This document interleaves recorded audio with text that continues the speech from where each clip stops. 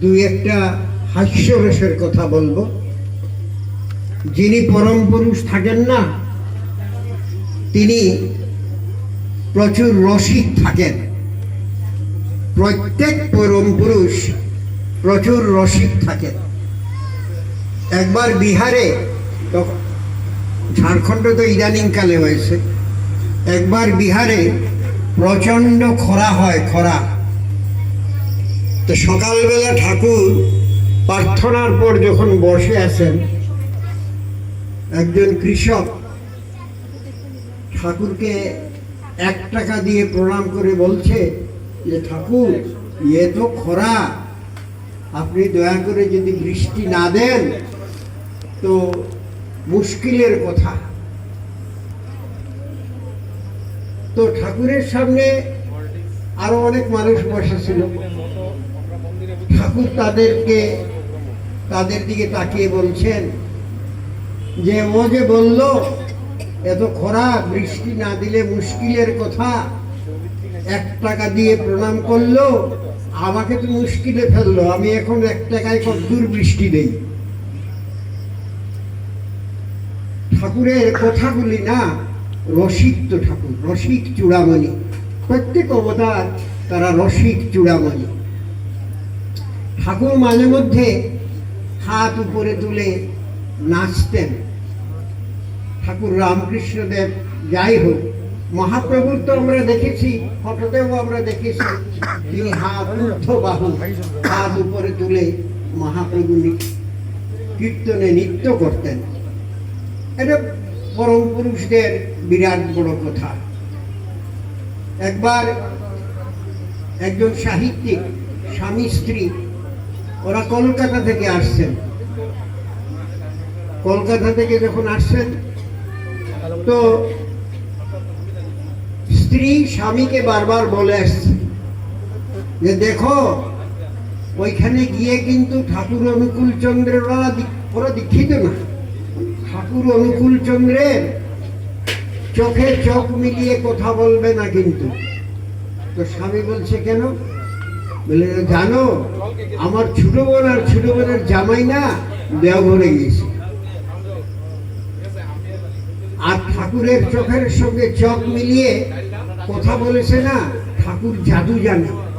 ওইখান থেকে আসার পর, বাড়িতে আসার পর ওরা দীক্ষা নিয়ে নিয়েছে। তুমি এই যে যাবে দেওঘর আমাকে নিয়ে, তুমি ঠাকুরের চোখের দিকে চোখ রেখে কথা বলবে না, ঠাকুর অনুকূল চন্দ্র ম্যাজিক জানে। তো ঠাকুর কথা বলছেন সবার সঙ্গে। যখন ওই স্বামী স্ত্রী এসে প্রবেশ করলো, ওরা সাহিত্যিক ছিলেন, বড় সাহিত্যিক, প্রবেশ করলেন, ঠাকুর উল্টা দিয়ে ঘুরে গেলেন। সবাই আশ্চর্য, বলে এটা কি ব্যাপার? এত সময় ঠাকুর সবার দিকে তাকিয়ে কথা বলছেন, হঠাৎ করে ঠাকুর তার পিঠটা সবার দিকে দেখিয়ে উল্টা দিকে তাকিয়ে ঠাকুর বসে আছে। ঘটনাটা কি? অন্তর্যামী পুরুষ তো, যখন অনেকক্ষণ ঠাকুর থাকলেন, ততক্ষণই ঠাকুর এইভাবে থাকলেন যতক্ষণ ওই স্বামী স্ত্রী বসেছিল। ওদের তো একটা ভয় যে ঠাকুরের চোখে চোখ রাখলে ম্যাজিক হয়ে যায়, মানুষ বশ হয়ে যায়। তো ওরা যতক্ষণ ছিল ততক্ষণ ঠাকুর ঠিক এইভাবেই বসেছিলেন। ওরা যখন চলে যায়, চলে যাওয়ার পর রাস্তায় গিয়ে ওর স্ত্রী স্বামীকে বলছে, আজকে আমরা বাঁচলাম গো। তো ভদ্রলোক বলছে ওর স্ত্রীকে, কেন বাঁচলাম? বলে, যাক, ভাগ্য ভালো, আজকে ওই ঠাকুর আমাদের দিকে, সবার দিকে পিঠ দিয়ে বসেছিলেন, উল্টা দিকে তার মুখ ছিল, আমরা বাঁচলাম আজকে। তো যাই হোক, তিনি তো অন্তর্যামী, তো তিনি পৃথিবীর সব বুঝেন, সব করেন। আরেকটা কথা বলি, অনন্ত ঘটনা তো ঠাকুরের জীবনে। একবার স্বামী খুব মদ খায়, স্ত্রীর উপরে অত্যাচার করে, মারা পিটা এগুলি করে। তো স্ত্রী মানে আর ধৈর্য ধরে থাকে, স্বামীর বাড়িতে কি করবে আর, কারণ ওর মাও নাই বাপও নাই, স্ত্রীর যাবে বা কোথায়। এই অবস্থায় এখানেই স্বামীর বাড়িতেই থাকতে লাগে। তো অনেক মানুষ ওদেরকে যাজন করেছে, বলে তোমরা একবার না ঠাকুর বাড়িতে যাবে। তখন এই দেওঘরে ঠাকুর বাড়িতে যাবে, ঠাকুরকে গিয়ে দর্শন করবে। তো স্ত্রীকে মারে, মদ খায় তো স্ত্রীকে মারে। তো স্বামী স্ত্রী দেওঘরে গেছে, দেওঘরে যাওয়ার পর এতক্ষণ ঠাকুর, এখন এই ধরনের জিনিস পাওয়া যায় না, দেখাও যায় না। আমরা ছোটবেলা দেখেছি ওই যে নিমা, এখনকার দর্জিরা হয়তো এটা বানাইতেও জানবে না, বা আমরা ছোটবেলায় দেখেছি ঠাকুর একটা নিমা গায়ে দিয়ে বসেছিলেন, অনেকটা গেঞ্জির মতো দেখতে। ওরা দর্জিরা বানাইতো, আজকালকে তো বানায় না, মানে জানেও না বানানোর টেকনিকটা। তো ঠাকুর একটা নিমা গায়ে দিয়ে বসেছিল। ওই স্বামী স্ত্রী যখন ঠাকুরের সামনে গেল, গিয়ে যখন প্রণাম করলো না, প্রণাম করার সঙ্গে সঙ্গে ঠাকুরের সামনে বসা এক ভক্তকে ঠাকুর বললেন যে আমার নিমাটা খুলে দে। ঠাকুরের নিমাটা খুলে দেওয়া হলো।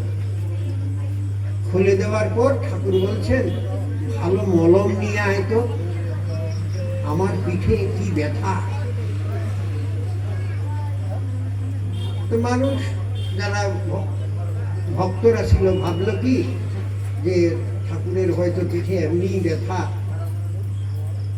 তো যখন ওই ইয়েটা খোলা হলো, নিমাটা খোলা হলো, দেখা যায় কি পিঠের মধ্যে লাল ব্লু রঙের অর্থাৎ নীল রঙের এইভাবে দাগ।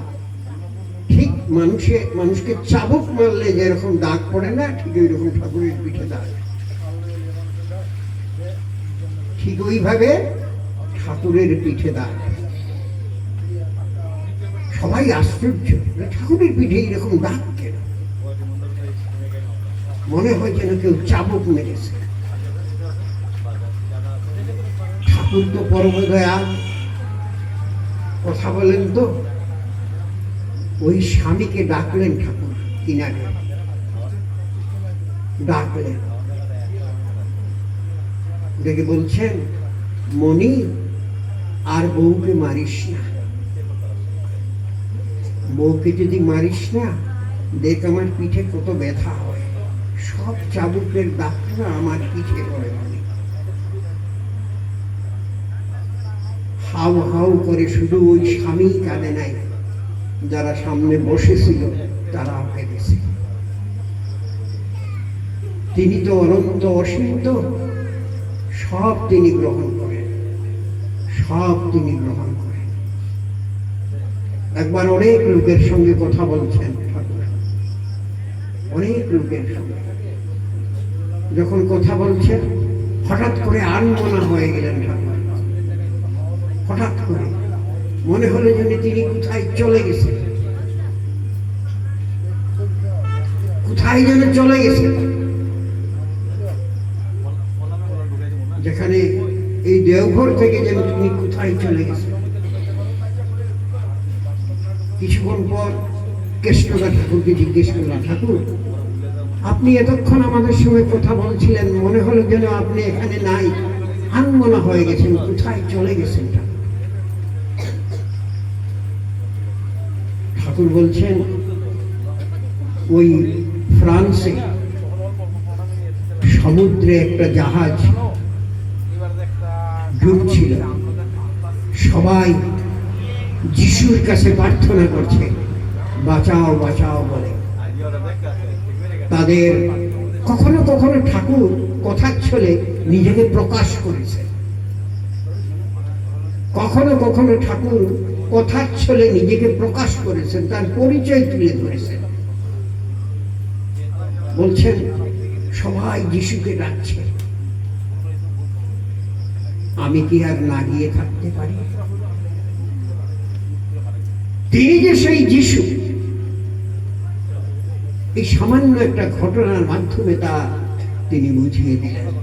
পৃথিবীর যে প্রান্তেই আমরা থাকি না কেন, তার আমাদের